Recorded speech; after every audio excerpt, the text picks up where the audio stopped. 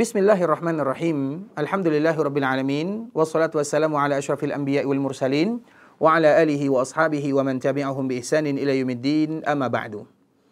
Pada kesempatan kali ini kita akan membahas tentang sebuah dosa yang besar, yang mana dengan dosa tersebut banyak makhluk yang bermaksiat kepada Allah Subhanahu wa taala dengannya, dan bahkan itu menghilangkan keimanan kepada Allah, melenyapkan tauhid dan akidah mereka.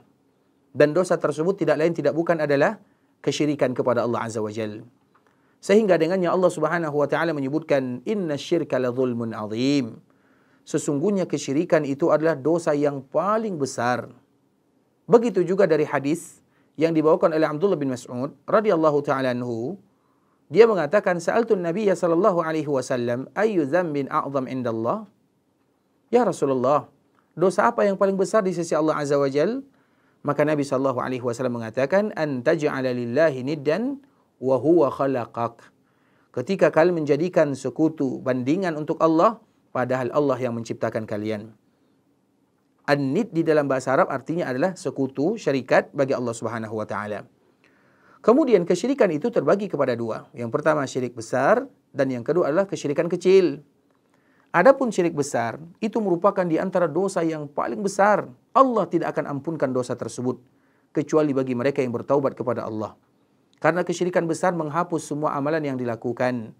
Dan barang siapa yang meninggal melakukan kesyirikan besar, maka mereka kekal di dalam api neraka. Wal'iyazubillah. Allah Subhanahu wa taala menyebutkan, innallaha la yaghfiru an yushraka bih, wa yaghfiru ma duna dzalika liman yasha'. Allah itu tidak akan ampunkan dosa orang yang melakukan kesyirikan, dan Allah akan ampunkan dosa selain daripada kesyirikan. Wa man yusyrik billahi faqad iftara isman 'azima. Karena barang siapa yang melakukan kesyirikan, berarti mereka telah berbohong, melakukan dosa besar di sisi Allah Azza wa Jalla. Demikian juga dengan firman Allah Subhanahu wa taala dalam ayat yang lain, wa laqad uhiya ilaika wa ilal ladzina min qablik. Allah menyebutkan kepada Nabi, kami wahyukan kepadamu dan kepada orang-orang sebelummu, la in asyrakta la yahbatanna amaluk. Kalau sekiranya kalian melakukan kesyirikan, maka akan batal, lenyap, sia-sia semua amalan yang dilakukan. Wala takunanna minal khasirin. Dan kalian akan menjadi orang-orang yang merugi. Balillaha fa'buduhu wa kum minasyakirin. Akan tetapi beribadahlah kalian kepada Allah, dan jadilah kalian orang-orang yang senantiasa bersyukur kepadanya. Dan hakikat daripada kesyirikan besar adalah ketika manusia menjadikan tandingan bagi Allah Azza wa Jal, atau syarikat bagi Allah di dalam rububiyah atau uluhiyah atau di dalam sifat-sifat dan nama-nama Allah Subhanahu wa taala.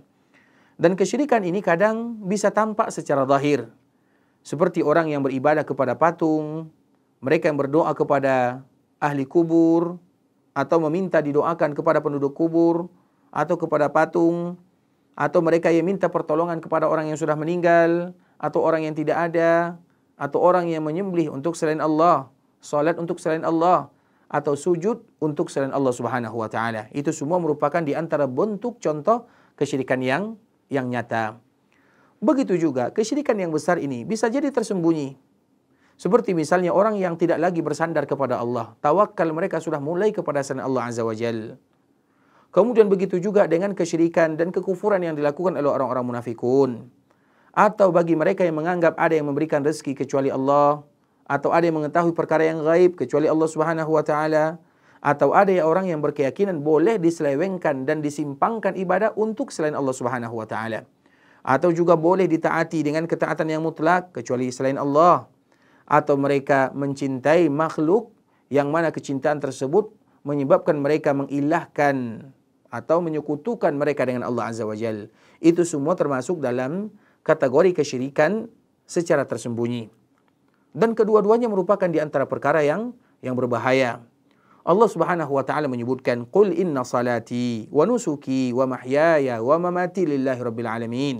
Katakanlah, sesungguhnya salatku, nusukku atau sembelihanku atau semua ibadahku, hidup dan matiku semata-mata untuk Allah Subhanahu wa taala. La syarikalah. Tidak akan ada syarikat untuk Allah Azza wa Jalla. Wa bidzalika umirtu wa ana awwalul muslimin. Untuk itulah aku diperintahkan dan aku adalah orang yang pertama kali menyerahkan diri kepada Allah.